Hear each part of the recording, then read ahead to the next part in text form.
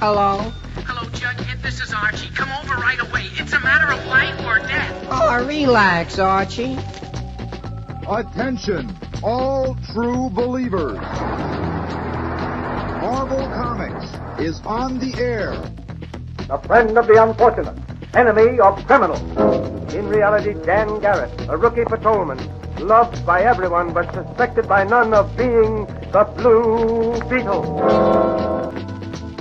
Boys and girls, your attention, please. Presenting a new exciting radio program featuring the thrilling adventures of an amazing and incredible personality. Faster than an airplane, more powerful than a locomotive, impervious to bullets. Up in the sky, look! It's a bird, it's a plane, it's Superman! 10, 9, 8, 7, 6, 5, 4, 3, 2, 1. Ladies and gentlemen, we live in a world with a Superman again. Yep, we got the Superman trailer this morning. I did a reaction video to it already, but we're gonna talk about that. We're gonna cover the news, and we're gonna do a deep dive into Clayface, which sounds kind of weird. That is kind of weird sounding, isn't it? Y'all think about that. We'll be right back.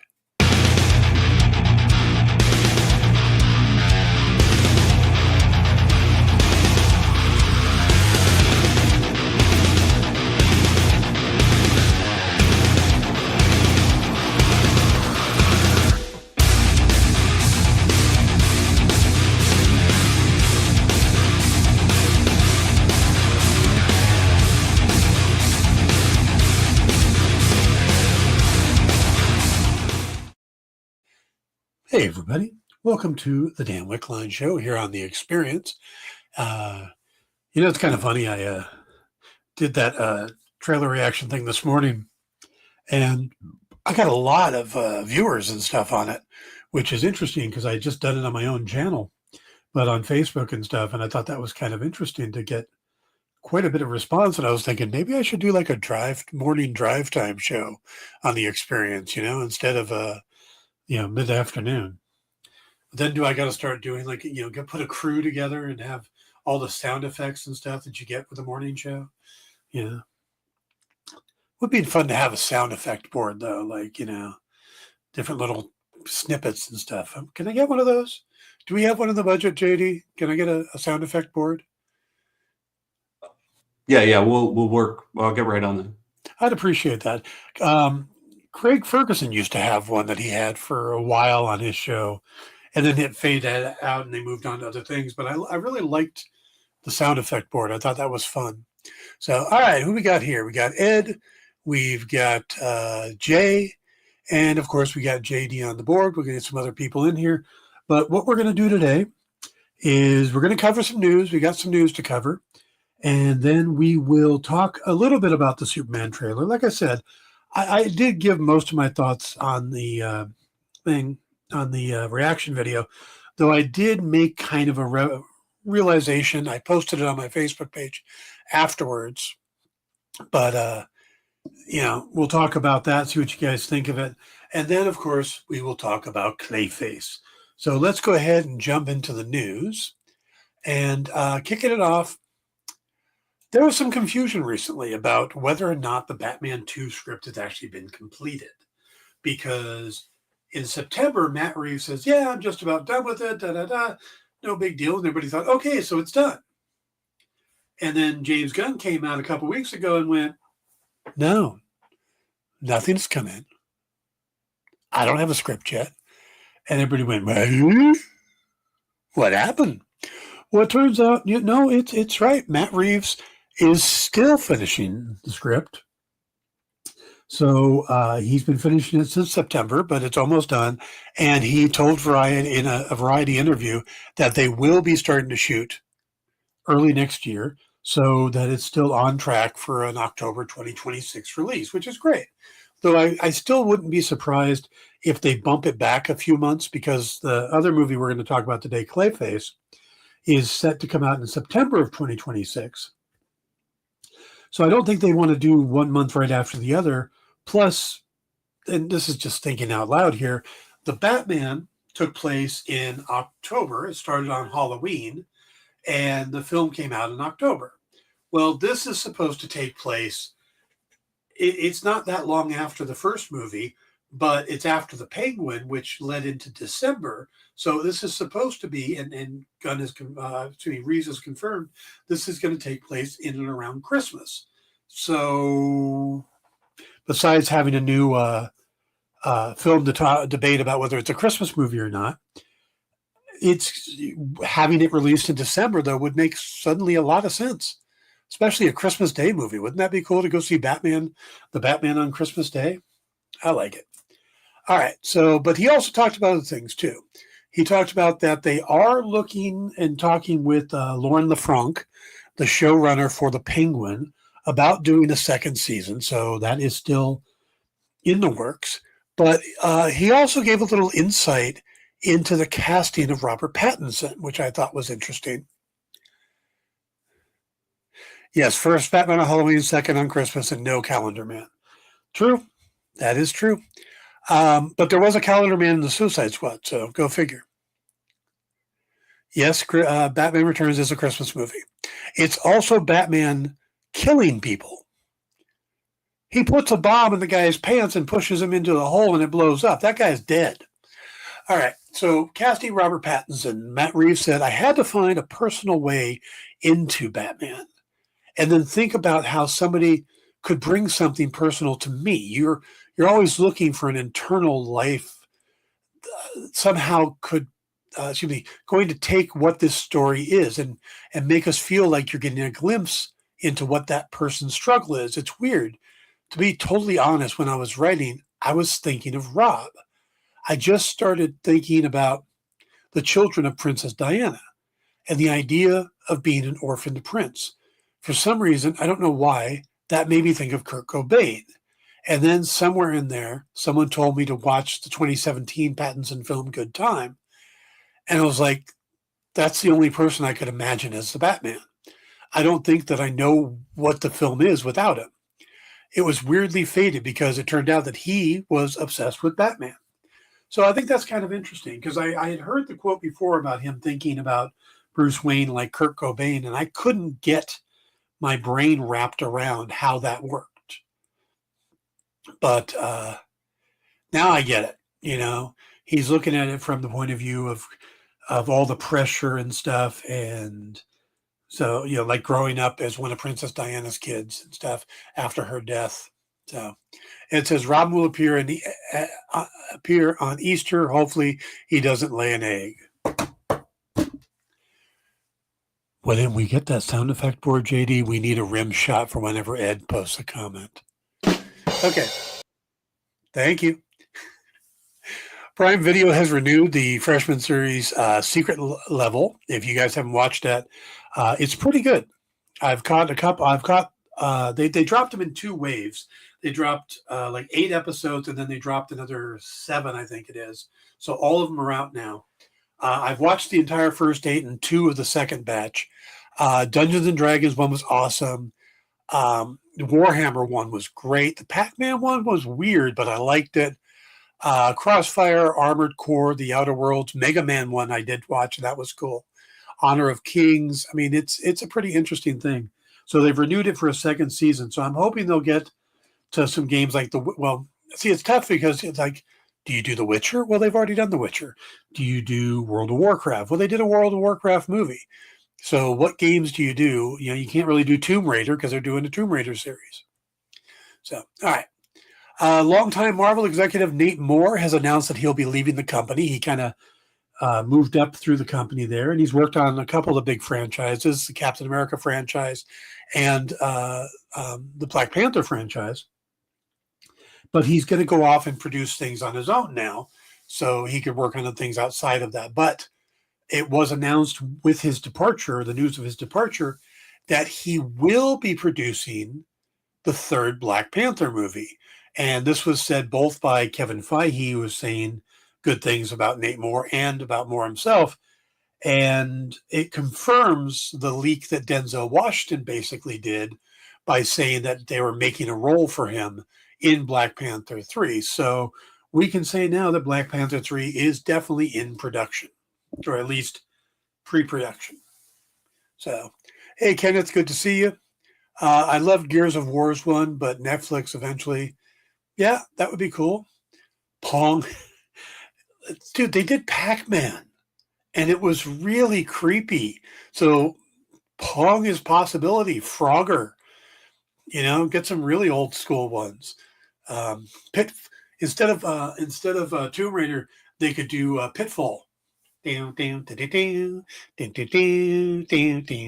I remember the theme from Pitfall. I've played that stupid level so many times. Okay, this news kind of surprised me. Sony's third Spider-Verse film, Beyond the Spider-Verse, has just gotten their directors. Bob Perschetti and Justin K. Thompson have signed on, and they've been part of the process all along. And they said, we have had the immense privilege of being part of Miles' journey from the very beginning, and directing the conclusion to this story is beyond exciting. The creativity and care poured into every minute of this project has been truly inspiring. We have crafted what we feel is a very satisfying ending, and we can't wait for fans to experience it. We're bringing everything we've got. But this surprises me because I kind of thought this one was already just about done. Because, the impression we got after Across the Spider-Verse was this one was going to be following shortly after. And here we are a couple of years later, and they're just now talking about putting directors on it. By the way, no release date has been given. Speaking of long gestating projects, there's been a major development in Marvel's Nova series, being in the works for Disney Plus. Former Criminal Minds showrunner Ed Bernero has been signed on as the writer and showrunner of the project. Now, this will, of course, focus on Richard Rider as Nova.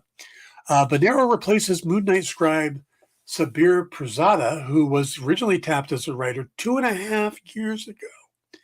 At the time, though, it wasn't sure whether it was going to be a movie or a series, but this is definitely now a series. So Brad Winderbaum is the one kind of pushing this, and that's his area. So, but maybe we'll finally get a Nova series soon, and then we can talk him into doing Jack of Hearts. Speaking of Brad Winderbaum, he has been talking about things down in D23 Brazil Expo, where he said that he really wanted to see Kristen Ritter return as Jessica Jones. Well, Kristen Ritter heard about this and said, Brad Winderbaum said that? That's really exciting to hear. Isn't that the guy who makes the call? Come on, Brad. Let's get it going. Let's do it. I'll be ready. So Kristen Ritter's ready to come back as Jessica Jones. It's up to Brad now. All right, and then the news we just had pop right before the show started, HBO's Dune Prophecy, which I'm now behind on. I've been watching. I watched the first 3 episodes, and I haven't had a chance to catch the next 2, and I think the finale is this week, so I've got to catch up. It's a good show, though. I'm enjoying it. Dune Prophecy will be returning for a second season. Now, this was done during announced during a virtual press conference today with showrunner Alison Shepker and stars Amelia Watson and Olivia Williams. Now, like I said, the finale is this Sunday, and it ties into the Denis Villeneuve films, but it's like very much in the future or past. So it's a distant prequel. Like, I don't know how George Washington is distant from the insanity that is today. And then Triple. Speaking of which, hey, Triple B. All right, guys, that is the news. Let's take a quick break, and then we'll come back and we'll talk about the Superman trailer. So, be right back. Did you know that Arthur, King of the Britons in Monty Python and the Holy Grail was played by a famous Graham? Check out another famous Graham by following our Instagram.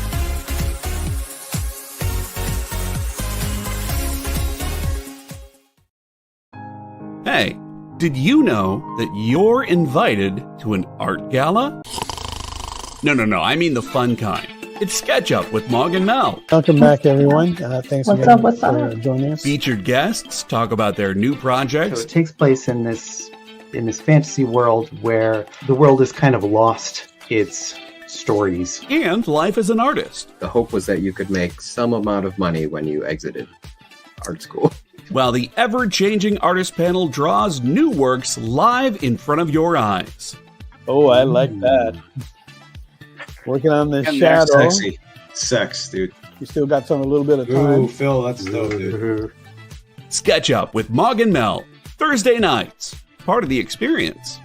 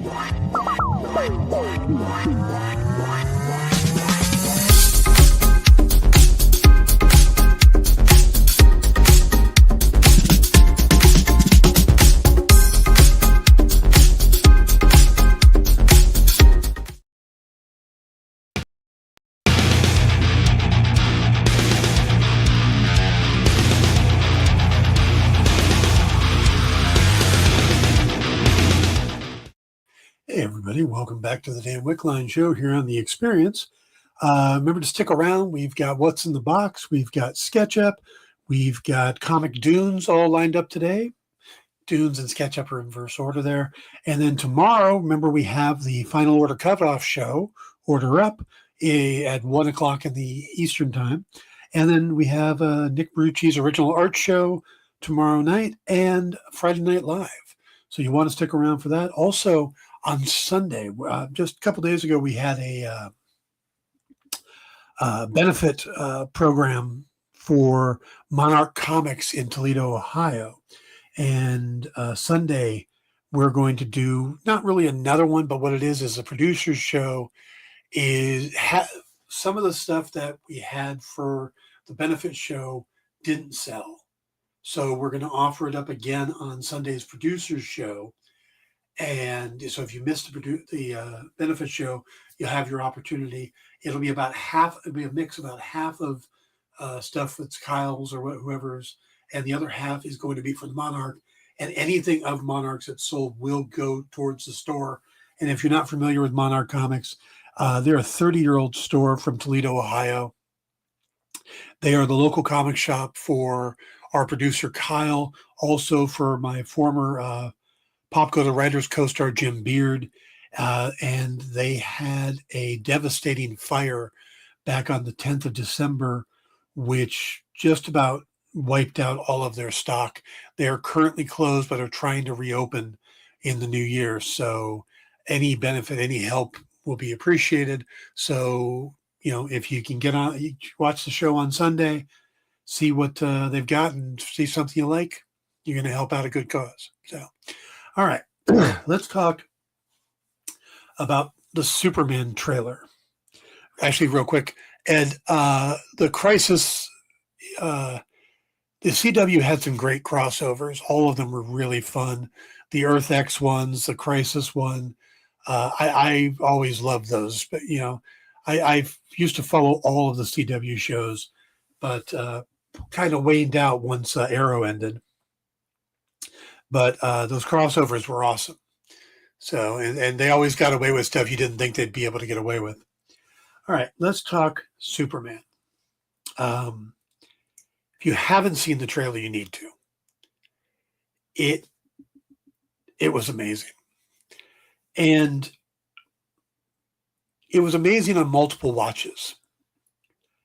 Because that first time you watch it, you notice things that are kind of like, well, why are they starting this way? Why does his hair look like that and stuff? Excuse me. So maybe you get a little bit out of it, but then there's one particular moment that got me. So it starts with Superman beaten, bloodied, crashing into a snowy covered ground, probably in Antarctica. And he is hurt and needs help. Then we cut to Clark Kent going through the crowd and, hey, Slipknot. And you see this mop of hair on his head. And when you first look at it, it's like, that's not a good style. Wow. But after you watch him a couple times as Clark, you're like, not only does the hair look natural after a minute, but you also go, oh, that's why nobody recognizes him. He looks so different between Clark Kent and Superman that you really buy that the disguise works. And I've never bought it. Henry Cavill's wasn't even close to a disguise.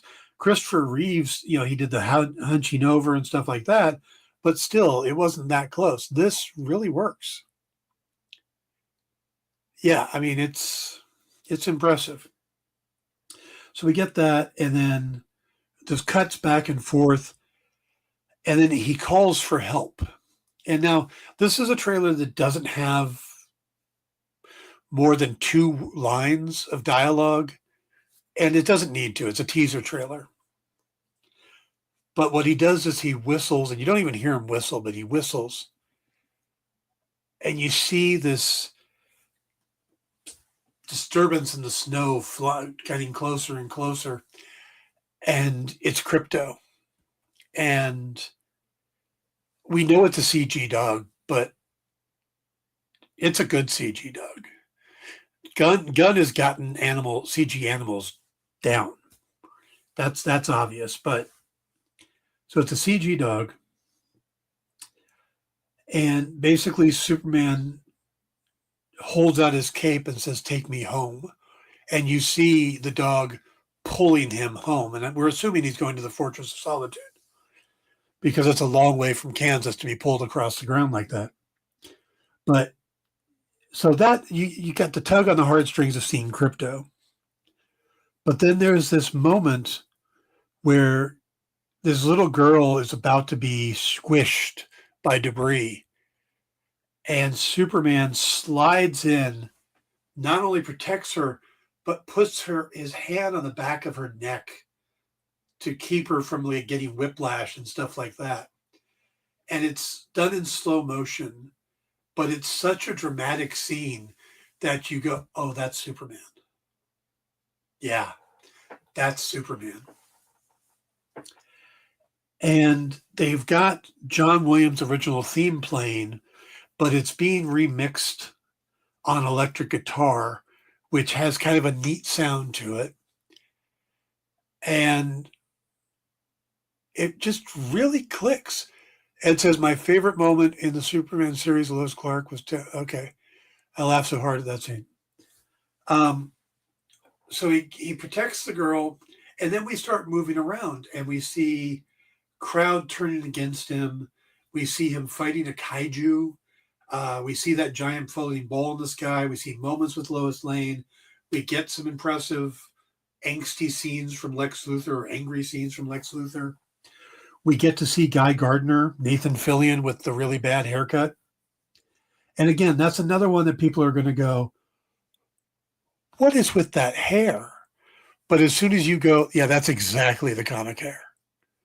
I mean, yeah. Yeah. And I'm hoping at some point someone pulls him aside in the movie and says, that hair is not working for you, and he changes it.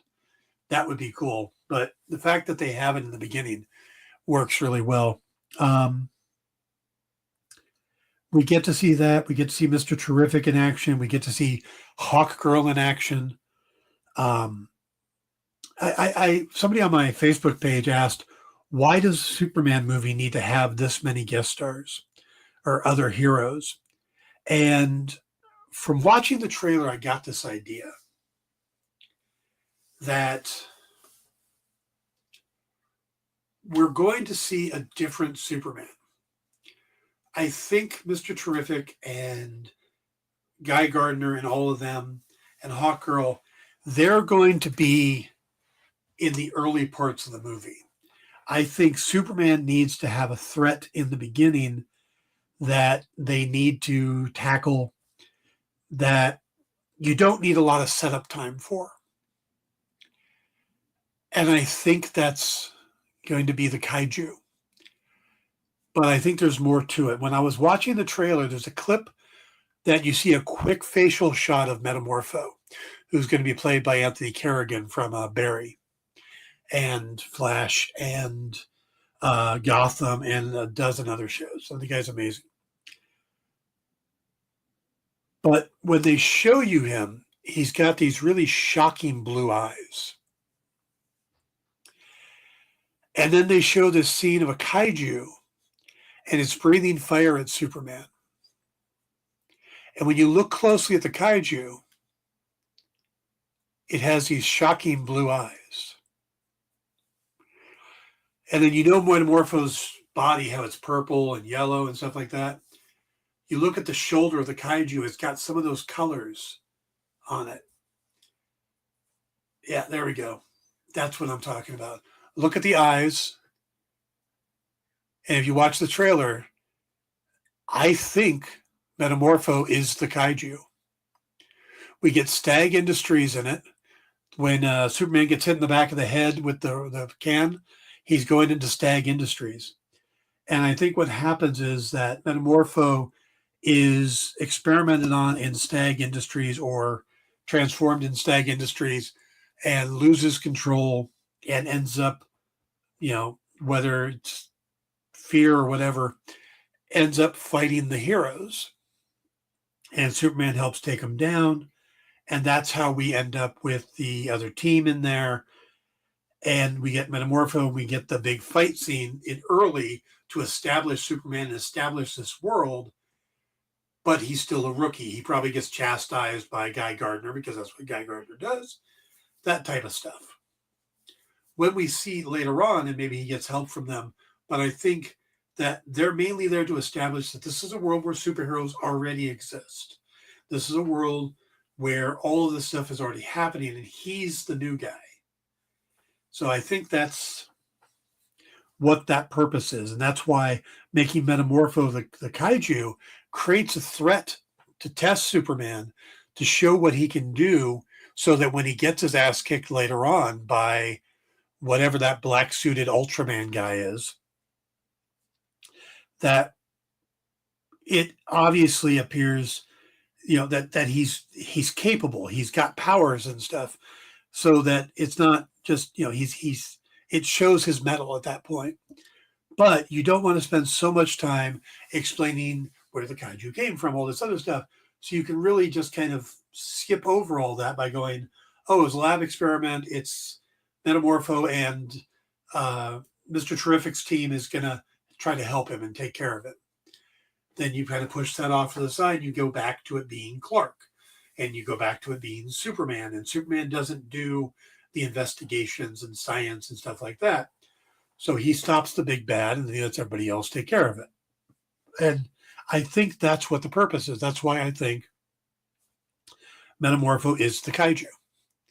Now, I know that his powers doesn't really show him to be able to grow giant, but it doesn't say he doesn't have that power.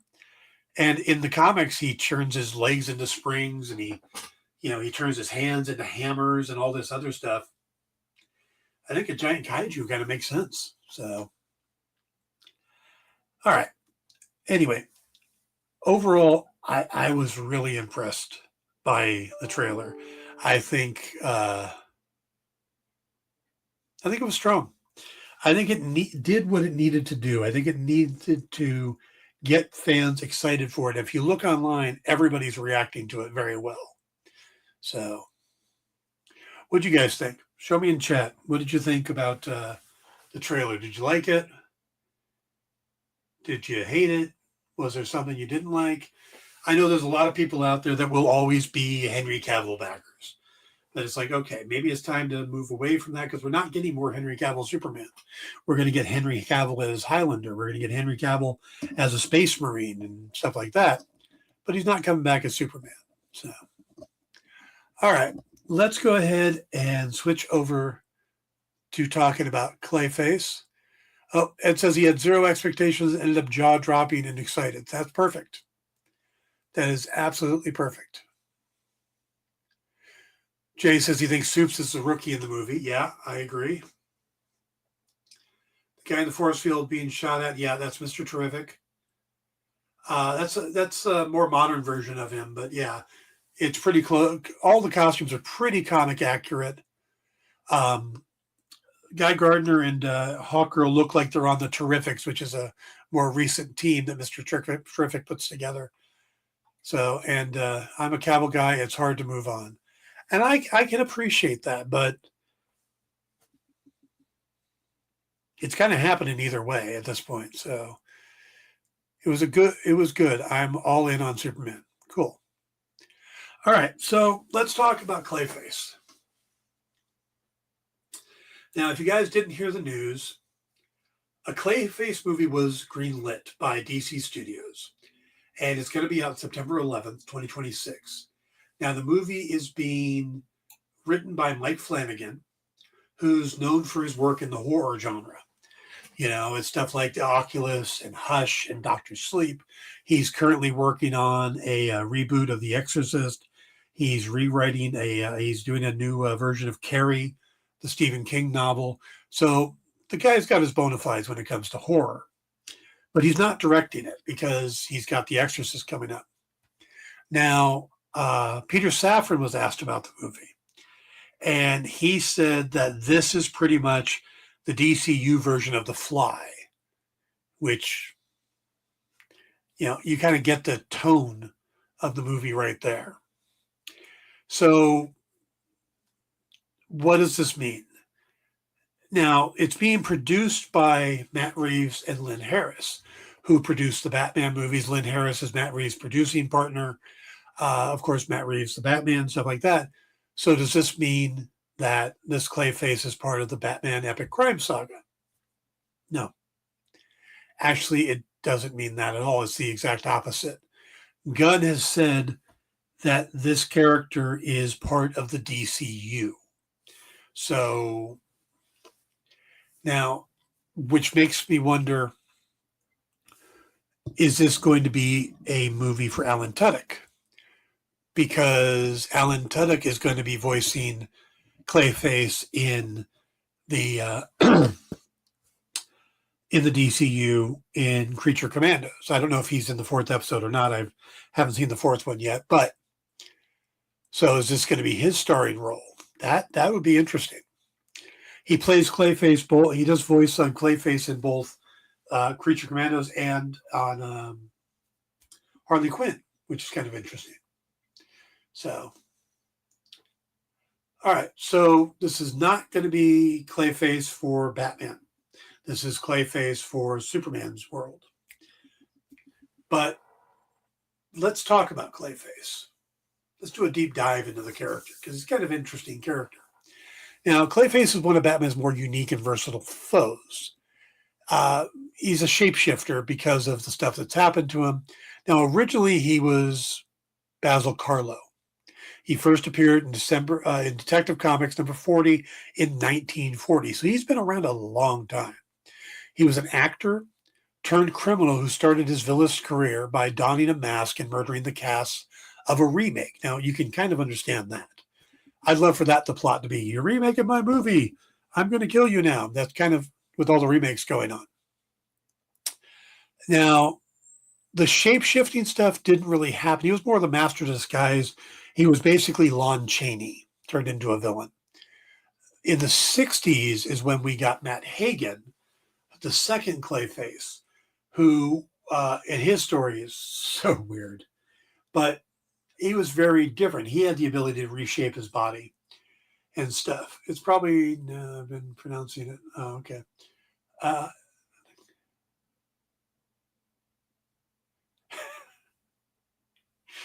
Yeah, Tuduk is how I've heard it pronounced, but there's been a lot of Clayfaces. But again, the first one was Basil Carlo, and it really did read like Lon Chaney, senior, not junior. Somebody was doing his remaking his movie. He didn't get to be in it, so he started killing people. Now, Clayface has been in various Batman media over the years, including the animated series, video games, movies. He was voiced by Hellboy, Ron Perlman in the Batman the Animated Series, which is probably where he's best known from. Thank you, JD. Now, so he's an interesting use of the character, but the biggest change in the character, like I said, took place with the introduction of the second Clayface, Matt Hagen. And he appeared in Detective Comics number 298 in 1961. And unlike Basil Carlo, who was an actor driven mad by his own jealousy, Matt Hagen was an explorer and a treasure hunter. And you guys probably don't know this origin because it's so bizarre and not what we know as the character's origin now. His criminal career began not out of personal vendetta, or rather out of greed and ambition. Now, the major difference lies in their power, where Carlo was initially a non-powered villain who used disguises and later gained shape-shifting abilities through external means. Hagen's transformation into Clayface was due to his discovery of a mysterious radioactive protoplasm. This basically, he went into an underground cavern and found this stuff. Now, the substance gave him the ability to transform his body into any shape or form he desired. This shape-shifting ability was much more advanced and versatile than Carlo's. Hagen's powers were also temporary. He needed to periodically renew his exposure to the protoplasm to maintain his abilities, which added an element of urgency and instability to his character. Now, Hagen was portrayed more as a tragic figure struggling with addiction, like need of the protoplasm to keep his powers. Now, Carlo was a more straightforward villainous nature. The shift from Carlo to Hagen made a significant evolution of the character of Clayface, making him more of a dynamic and formidable opponent for Batman. Now, the two versions were kind of melded together, though, in Batman the Animated Series, where Clayface is depicted as a tragic, sympathetic character, adding depth and complexity. Now, this version of Clayface is primarily based on Matt Hagen, though with some unique twists. He's introduced as a once famous actor who becomes addicted to a substance called Renew You, a chemical compound that allows him to reshape his face for short periods. However, after a sabotage encounter, he is forced to consume massive doses of the chemical, resulting in his permanent transformation into Clayface, the monstrous version.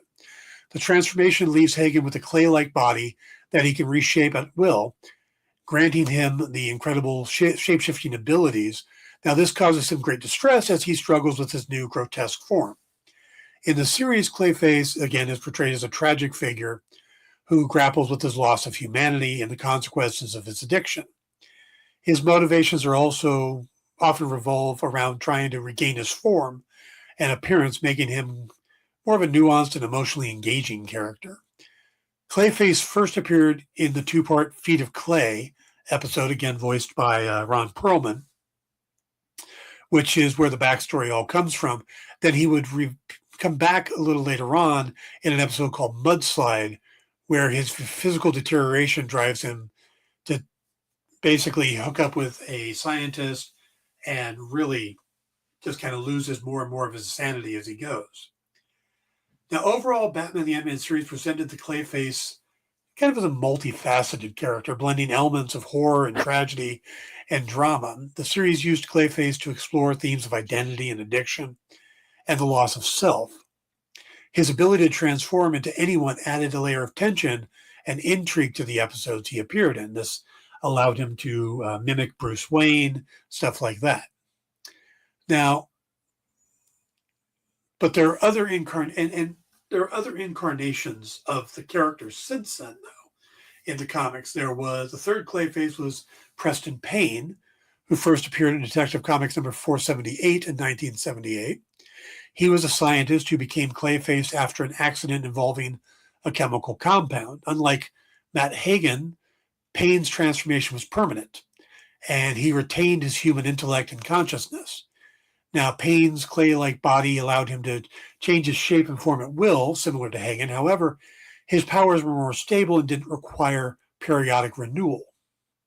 Now, Payne's character was often driven by a desire for revenge against those he believed responsible for his transformation. He was also, with the intellect and the intelligence of a scientist, or scientific background, made him more of a calculating and strategic villain. So he was very different than the previous incarnations. And of course, like the other Clayfaces, he could be destroyed by fire. Fire is always the bad side for this. Now, after that, they switched it up, and they made the first female Clayface. She was also called Lady Clay. Sandra Fuller was her name, and she was a member of a villainous group known as Strike Force Cobra. She was offered the opportunity to become a shape-shifting Clayface by Cobra, a terrorist organization. Not Cobra from G.I. Joe, but DC has their own Cobra with a K. Fuller's transformation granted her the ability to mimic the appearance and powers of other metahumans, making her even more powerful than the earlier Clayfaces. Her shape-shifting ability was highly advanced, allowing her to change her size, shape, and even mass. Unlike her predecessors, Sandra Fuller was more ruthless and pragmatic. She used her abilities for personal gain and had a strong desire for power and recognition. It tied to the Cobra organization and her own ambitions.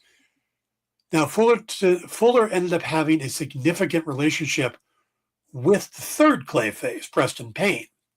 And together they had a son named Cassius, or Clay Payne, which is horrible. Muhammad Ali's real name is Cassius Clay. So they basically went and took Muhammad Ali's birth name and used it for a villain. Anyway, and Clay, or Cassius, eventually became Clayface later on. He became the fifth Clayface. When both your parents are Clayfaces, you kind of have to become Clayface, right? Hey, Pastor Mike. His character first appeared in Batman 550 in 1998. So over the years, this is our fifth Clayface, and we're only in the 90s. So, like his parents, he possessed the ability to morph his body into various forms. Additionally, he has shown the ability to assimilate and manipulate inorganic material, which he can incorporate into his own body. Cassius is often depicted as volatile and dangerous, struggling with his dual influences of his parents. Now, his upbringing within a family of villains has shaped his worldview, making him more chaotic and unpredictable. So each time they give us a new Clayface, they really change the personality and everything else on it too. Due to his unique lineage, Cassius often exhibits a more monstrous and less humanoid form compared to his predecessors, reflecting his more primal and unrefined control of his powers. So yeah, he's the only one born to be Clayface. After that, it gets kind of weird because it's almost like they started overlapping Clayfaces. Like, well, we got this one over here and we got that one over there. There was a sixth one created in 1996, which was actually prior to Baby Clay. And that was in Batman Shadow of the Bat number 45. This was Johnny Williams, a former actor who became Clayface after a failed attempt to gain fame through a dangerous stunt. He was exposed to the same protoplasm that transformed Matt Hagen, giving him shape-shifting abilities. Like Clayface, Johnny could change his shape and form at will. However, his abilities were unstable and unpredictable, often causing him physical pain and distress. Johnny was driven by a desire for recognition and revenge. And then the seventh Clayface was Drew Gerber, who appeared in 2006, Detective Comics number 820. And Gerber was a young man who gained his shape-shifting abilities to an accident involving a chemical compound similar to the one that transformed Matt Hagen. Unlike previous Clayfaces, Gerber's transformations was more controlled and retained his human consciousness. Now, Gerber could change his shape and form at will, similar to the other Clayfaces. However, his abilities were more stable, and he could maintain the human appearance for longer periods. Gerber was initially confused and frightened by his new abilities, but he eventually embraced them. And he was driven by a desire to understand his powers and find a way to control them. And there are times that Clayface has actually become a hero, stuff like that. And that has to do with the latest one, Todd Russell. But again, Todd Russell actually appears before The Last Guy. So it's really kind of all overlapping, like I said. If they kept overlapping Clayface, would that make a mud mask? Indubitably, yes. Gonna need that rim shut again there, JD. The most recent, like I said, is Todd Russell. And I say most recent because thank you. Gonna have to be a little quicker on those, though. Who first appeared in... So Todd Russell first appeared in Catwoman #1, which was in 2002. Russell was a scientist who gained his shape-changing abilities through an accident involving a chemical compound, similar to Matt Hagen's. You kind of repetitive at this point. His transformation was more controlled compared to some of his predecessors. Like other Clayfaces, Todd could change his shape. Todd was driven by desire for power control. His scientific background made him more methodical and strategic. In his approach to crime, his character added another layer to the Clayface legacy, blending elements of scientific knowledge and strategic thinking. So, again, you're constantly getting these different versions of Clayface over and over, but they keep making new Clayfaces. So, which one are we going to get? 8 different to choose from. Well, let's take a look at the guy behind this, writer Matt Flanagan. Now, I think he's likely to go with a combination approach similar to what's in Batman the Animated Series, the Feet of Clay stuff. Flanagan was born in 1978, so he's around that right age that growing up watching the animated series was, his thing. His family moved frequently due to his father's job in the Coast Guard. He developed an interest in horror and ghost stories from an early age. So this guy is a horror writer. So what he wants to do is a horror story. He attended Archbishop Spalding High School in Maryland, later graduated from Towne University with a bachelor's in electronic media and film. He began a career directing short films and eventually gained recognition for his feature Absentia in 2011. He then went on to direct and write several successful horror movies. Like I said, Oculus, Hush, Gerald's Game, and Dr. Sleep. Also known for work on television, creating and directing popular horror series such as The Haunting of Hill House, The Haunting of Bly Manor, and Midnight Mass. He's currently working on the reboots of The Exorcist and Stephen King's Carrie. Flanagan's work is characterized by its focus on character development and psychological horror, often avoiding traditional jump scares. He has received praise from critics and filmmakers, including Stephen King and Quentin Tarantino. Triple B likes Mike's work. Cool. Now, how does this fit into the existing movie structure? It's a TV studio. That's a bit complicated. Like I said, the original report was it was going to be part of the Batman epic crime saga because of Reeves, but it's supposed to be in the DCU. So could this film with Clay's power, could it fit into the Batman series? I think if they toned it down and went more towards Basil Karlo, did more of the Man of a Thousand Faces, yes, it could be worked into the Batman epic crime saga. But that doesn't seem to be the way they're going. They do seem to be drifting towards the DCU, which can be more fantastical. What's funny is back in 2021, Mike Flanagan actually tweeted out that he wanted to do this, that he wanted to make this movie, that he wanted to do a standalone Clayface movie. So the fact that it's moving forward is pretty awesome. It's supposed to be about a $40 million budget as well. So it's not going to be your big blockbuster thing, which is good. because I don't think it needs to be. Bill Clay from Die Hard could have been another Clayface. Now, with Matt Reeves working on it, we know that Feet of Clay is Flanagan's favorite. But what is Matt Reeves? What does he bring to it? Well, we can look at Batman the Cape Crusader animated series that came out earlier this year, because Clayface shows up in that too. I don't know if they actually call him Clayface, but basically we get the origin of Basil Carlo, of him being an actor and being relegated to playing the villains because of his looks, and he pines for this love of a beautiful co-star.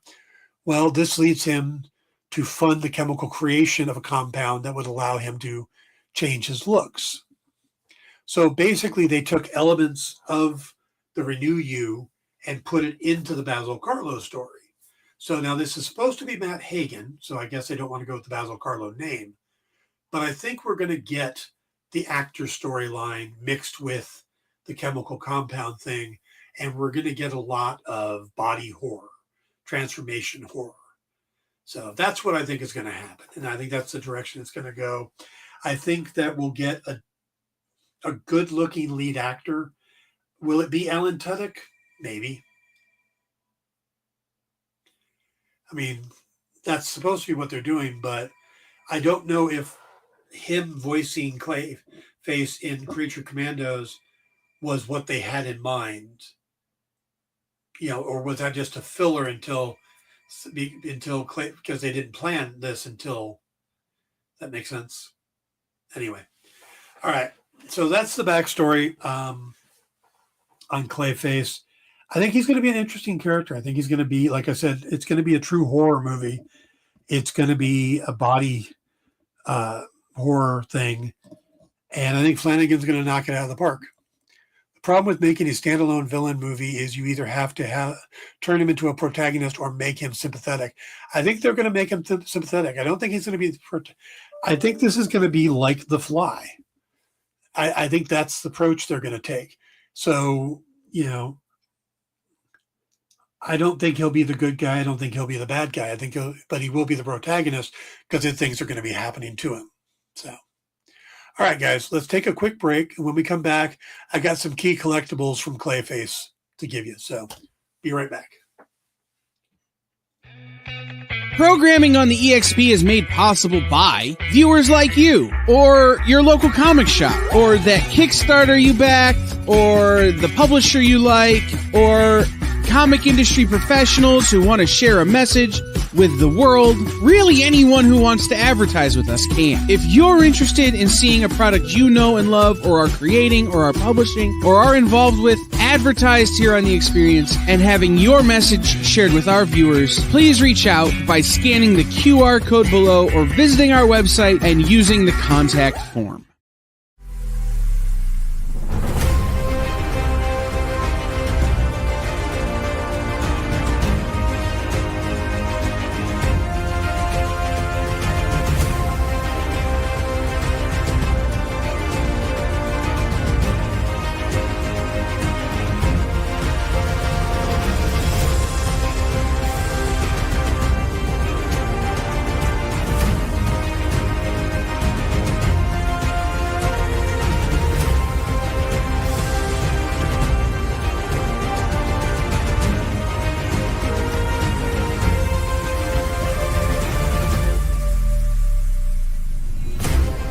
Ask your local comic shop to add Battle Quest comics to your pull list today.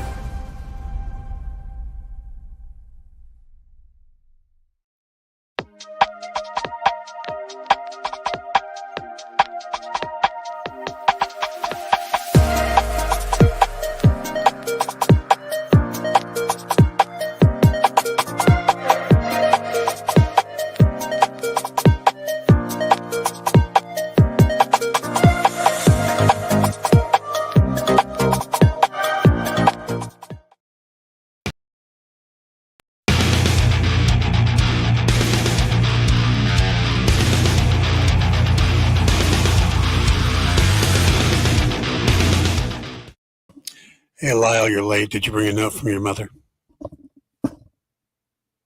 Good to see you, Lyle. All right, guys. Last thought on Clayface before we jump into the collectibles. I think what Pastor Michael was talking about, I think what you end up doing is you have a female lead, the love interest, if you do the actor one, and she kind of becomes a protagonist around it, same way that Gina Davis did in The Fly. And someone I think they could get, if they don't want to use her for a major character role, is Karen Gillan. And the reason I say that is because not only does she have a history with James Gunn and stuff like that, being in the DCU, but also she has a history with Mike Flanagan. But there isn't a director yet, so that's going to be the key. All right, let's do some key collectibles for Clayface. Detective Comics number 40 from 1940, first appearance and origin of Clayface, Basil Carlo. This thing goes for $44,000. $13,000 on the median, $4,500 on the low end. Then we have his second appearance in 1941 in Detective Comics number 49. This still goes for $5,000, $1,500 and $500 on the low end. Detective Comics number 298 in 1961 was the first appearance of Matt Hagen as Clayface. This goes for $2,000, median's $800, low end is $200.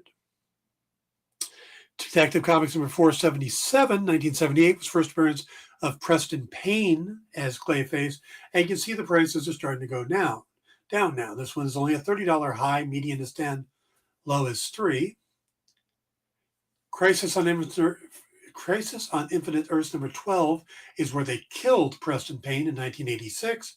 High end on this is 12, median is 5, low end is 2. Outsiders number 21, that's they were the big opponent for Cobra. First appearance of Sandra Fuller as Clayface, or Lady Clay. This goes for $3. Median's 2, low end's 1. You can pick this up, no problem, in your local shop. Then Batman number 50 in 1998 introduced us to Cassius Payne as Clayface, the son of Preston and Sandra. Goes for a high of 4, median of 2, low end is 1. Todd Russell appearance as Clayface was in 2002 in Catwoman number 4.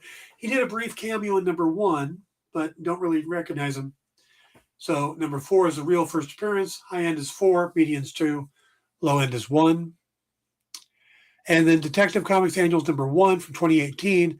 This is a revised origin of Basil Carlo as Clayface, kind of combining the different things together. This goes for high end of 4, median is 2, low end is 1. All right, let's see. Ed says, Dear Mr. Wickline, please excuse Lyle. He was attending the Ecumenical Council in Rome, signed Lyle's mother. Nicely done. Nicely done, Ed. It's right up there with Epstein's mother. So, all right, guys. So, had a lot of stuff today. Talking about Clayface, talking about the Superman trailer. If you haven't seen it, go check it out. Everybody's talking about it. The overall seems to be a very positive response to the trailer. But I'd love to hear what you guys think. If you didn't say in comments, please come back to the YouTube channel and tell me what you think there. Post nice things in there too, because that helps the algorithm. And hope you guys all have a great day. Next week's Christmas. I hope you guys all have a happy holiday, whether it's Christmas, it's Hanukkah, whatever it is you celebrate. I hope it's a great holiday season for you and your family. And we will see you later. Have a good one. Join the party. Head over to our link tree to find all the links for everywhere the experience is all the time.